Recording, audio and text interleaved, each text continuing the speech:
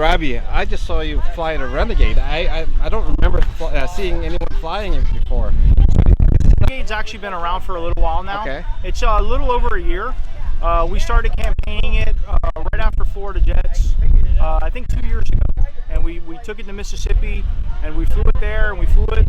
We made some changes to it, and I mean, we got it flying really good. The airplane's really smooth. It's a slow mover. It's not designed for fast. It's lightweight for its size. The airplane wet weight weighs 57 pounds. So it holds 6 liters of fuel, and it holds 2.5 liters of smoke. All of that which comes installed already for you. The airplane's flying completely stock. We changed nothing in this airplane. It's all the stock fuel lines that it comes with. It's all on the stock header tank that it comes with. The stock fuel pump.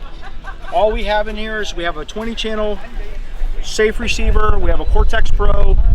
I'm running 5,000 milliamp pulse batteries, 3,000 milliamp pulse battery for the engine.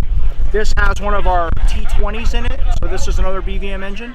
It comes with all the lights, gear fail safe. It's air retracts, mechanical front door, so that means the nose gear actually sucks the door shut when you put the gear up, so there's no need for extra cylinders and so on. The airplane comes with all of our new servos. It's all BVM servos.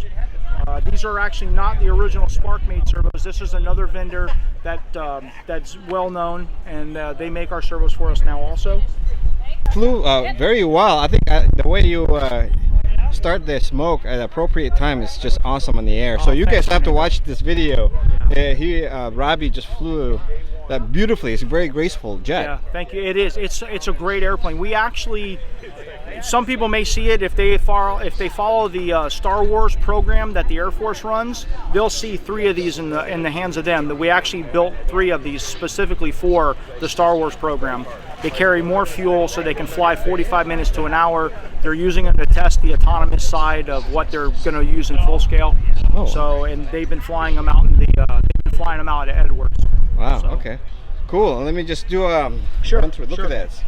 I like the color scheme on this. I heard that you can put any colors you want in here. Whatever Unlimited, right? Want, it's whatever you want.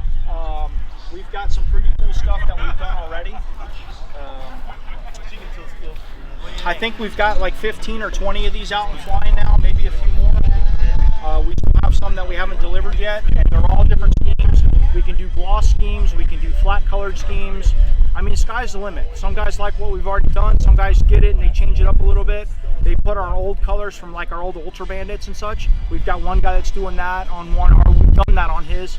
So we pretty much let you pick and choose. That was one of the things that we did when we started the whole camping program, or the Gold Fly program, is we didn't want to limit you to what color schemes were available. We're letting everybody pick their schemes. It doesn't matter if it's this plane, an F-16, an F-15, an F-100, you pick your scheme. You're waiting for your airplane anyways, get what you want. It takes a little longer, but you get what you want. Beautiful. Thank you. Thank you, Robbie, for taking your time here to talk to me.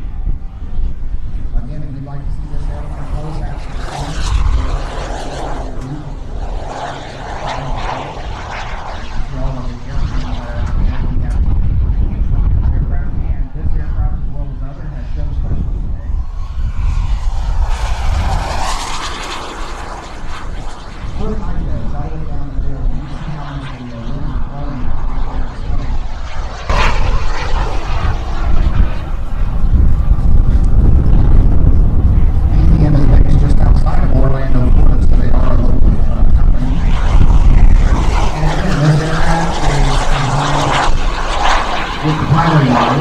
That's kind of what balance in the workshop, whereas most of the building is done by injections in the factory.